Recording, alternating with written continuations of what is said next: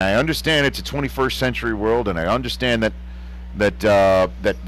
more of the college games college concepts are being brought into the National Football League. But regardless of how concepts will go, there are still grown-ass men playing defense in this league, and they get bigger, stronger, and faster.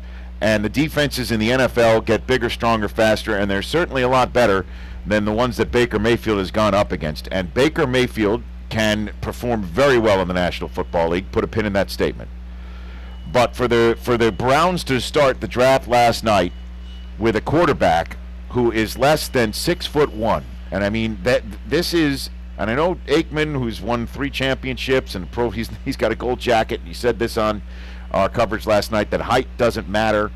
I beg to differ, and again, and Aikman also would say that it does occasionally matter when you're trying to see over a defense that is moving a lot faster than you're used to.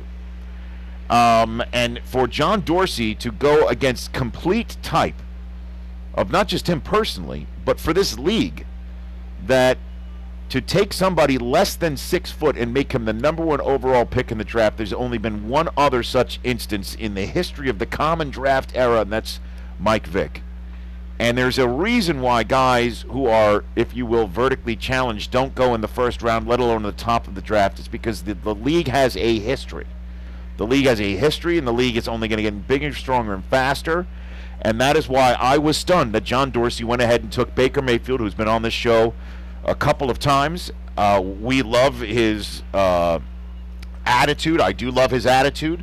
I do love what he brings to the game. I do love that he is somebody who went from a walk-on to Heisman Trophy winner and now first overall pick in the NFL draft. It's an incredible story. It's quite a story. I think he is a top-notch quarterback prospect. I will be honest and say I do not believe he's a first overall pick in the NFL draft. And I look forward to be proven wrong. Because here's where I will take the pin out of my comment that I think he can perform well in the National Football League. Just because he was taken first overall and not where, say, Drew Brees was taken in the 2nd round or where Russell Wilson was taken in the 3rd round, because that's where quarterbacks of that height and his ability are taken historically. As I told you, when the New York Jets traded up from 6 to 3 and coughed up all their 2nd round picks in tonight's draft that they amassed from last year, Indianapolis has the 37th overall pick tonight. Indianapolis has the 49th overall pick tonight that the Jets acquired, that they acquired from the Jets, and a 2nd round pick from the Jets next year. They took it all from the Jets to swap spots with them atop the draft. And I said that was very expensive, and certainly more expensive than it would have been had the Jets just focused in on this draft and not lost focus on this draft by trying to go get Kirk Cousins when everybody in this business thought there was no chance of them getting him. And it put blood in the water for Chris Ballard of the Colts to try and extract more from the Jets to move up from 6 to 3 than the Jets really needed to do had they not pursued Kirk Cousins, had they focused in on trying to get higher up in the draft right away, and maybe struck a deal like this at the Combine or just after the Combine or well before free agency. But I said at the time it does not matter as long as they get the guy, and the guy is Sam Darnold. And the Jets would never have been in the position to get Sam Darnold last night, and the off chance that Sam Darnold was going to slip out of not the 1st but the 2nd overall pick in this draft. There was no way that the Jets would have gotten Sam Darnold last night in the 6th position. Had they started the night in the 6th position, they would never have gotten Sam Darnold, and for them to have moved up with the Colts into that position last night would have been far more expensive than what they did give up. What I'm saying is the luck of getting Sam Darnold at the 3rd overall position last night was the residue of the Jets' design back when they finally did overpay to get to that 3rd spot. And Darnold is, by all accounts, the best quarterback prospect in this draft. He is 20 years old. He is somebody that is as focused and as locked in as anybody else. As Carson Palmer said when he was on this set yesterday, he already knows who he is at age 20. He does not have to go through any of the youthful indiscretion to try and figure out who he is. There's nothing from the past. There's nothing but the present and the future for him. He's also a kid who is big. He is clean off the field. He is also clean medically. Does not have any significant injuries from the past, like, say, the reason why maybe Josh Rosen dropped to 10 last night. Couple concussions and shoulder problems in his recent past. And then there's all the other off-the-field stuff, which, as you know, I think is going to be fine in the National Football League, but there are other teams that got maybe a little scared off of it. All that I am saying is this. Darnold is now in New York City, and that's unbelievable. I didn't think there was any chance of that happening. Unbelievable. With the Jets. Thought maybe that when he dropped to the Giants, they would give pause. The Giants passed up on him. They took Saquon Barkley. Holy crap.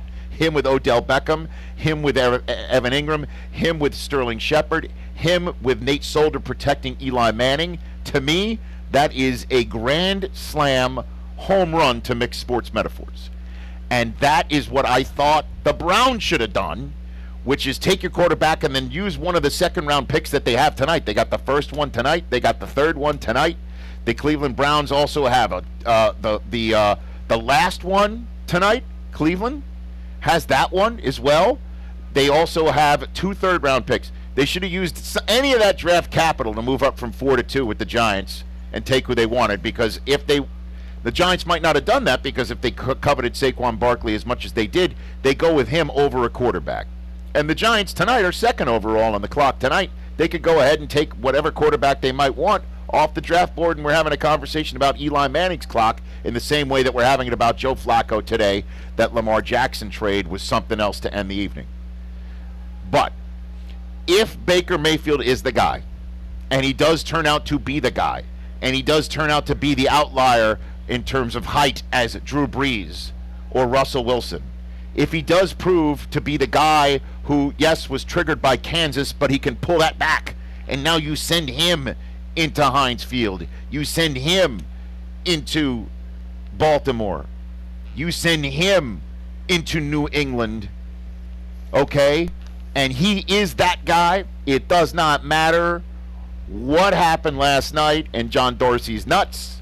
And by the way, choosing Denzel Ward 4th overall, for all the Browns fans who think they just screwed it up by choosing the second coming of Johnny Manziel to go ahead and take a cornerback to add sort of a Justin Gilbert vibe to the Manziel Mayfield vibe. That's what I felt. I mean, to just send the Browns fans who think they screwed it up deeper into depression, they couldn't have done it any better last night.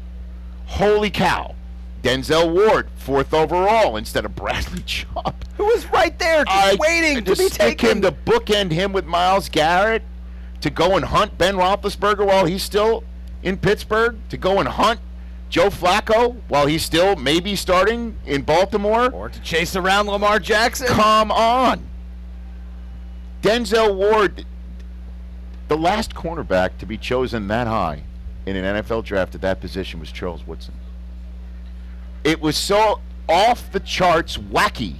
Just when you thought, and I raised my hand and say, hey folks, I was here saying John Dorsey is the adult in the room and he's going to bring old school talent evaluation and hit the win it now button in a more old school conventional manner, and he goes Mayfield, Denzel Ward 1 and 4. I don't even know what to say to you other than the fact that it could work out. It could. We don't know it could. What we don't know right now. The Rich Eisen Show, weekdays at noon Eastern on Audience.